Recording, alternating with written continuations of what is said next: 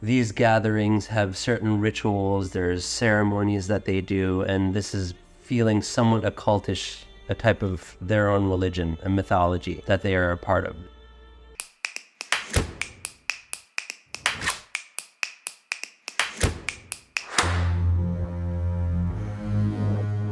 I'm Devin Yalkin. I'm a black and white photographer. I was born and raised in New York City. My family is from Istanbul.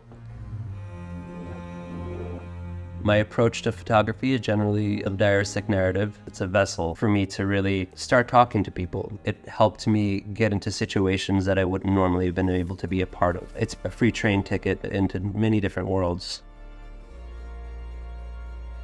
My series Until Dawn came to me through an editorial job from the New York Times to follow a master fang maker named Father Sebastian. I met him, photographed him. He invited me to a party. Everyone was very open, lots of ritual scenario, but more than anything, it was the availability of people letting me into their world.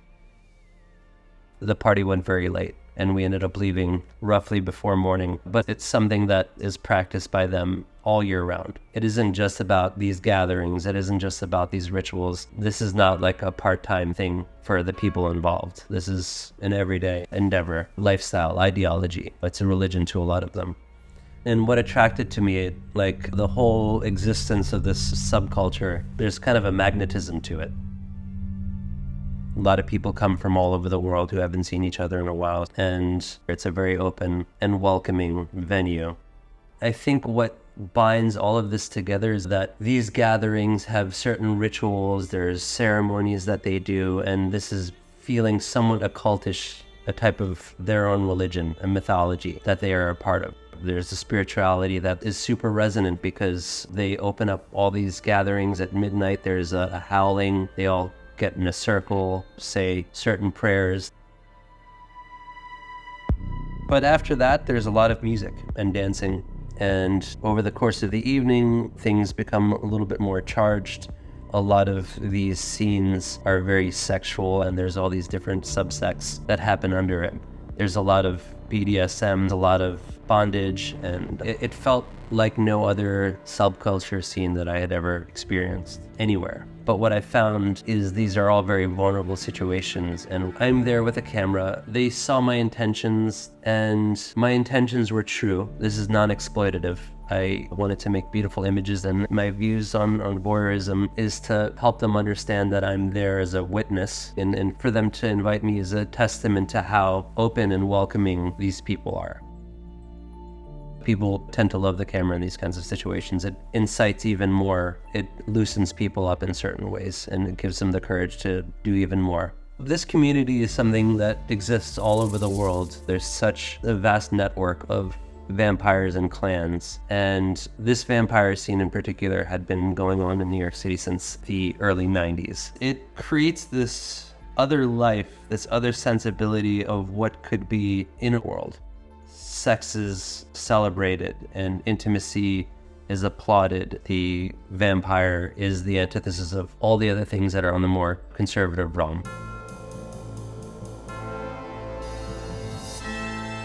Seeing people who are so free and open with their love and their sexuality was very tantalizing. It was orgy-esque, and it was just a lot of people kissing on each other, a very sexual situation, and the curtain was wide open. I feel that half of me was there as a photographer, half of me was there as a voyeur.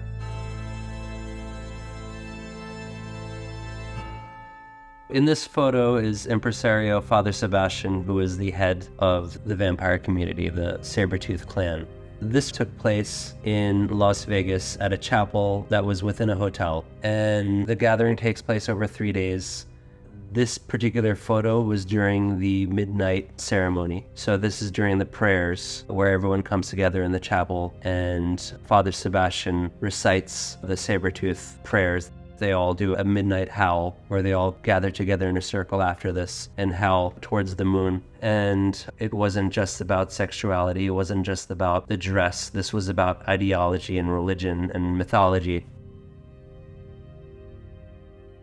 This photograph is a couple that I had met her name is Johanna. They was in the process of separating, and this was the first time that the two of them had seen each other in quite some time. The relationship was interesting because he had brought a new girlfriend into the party, and the woman was kind of a sub. He was the one in control. He's dressed as Anubis. He had a leash and would walk her around, and it was a very interesting dynamic to see. And from my understanding, Johanna had that power over him in their relationship. It was interesting for me to have them come with me to a space to photograph them, just the three of us, at the end of their relationship and the beginning of their new kind of understanding of what it is to be exes.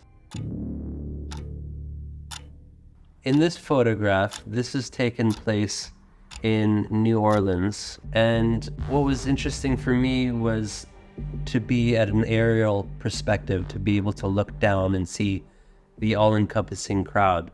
Because when you're on ground level with everybody, you're only seeing a very small fraction of what the scene looks like. So for me to pull back and see this subculture at large was very eye-opening for me.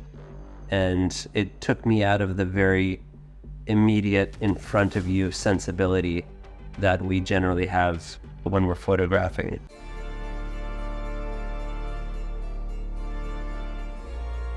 I've been bitten by the idea of this subculture, creating a profound impact on my life, giving me a space to photograph things that I would never be able to photograph.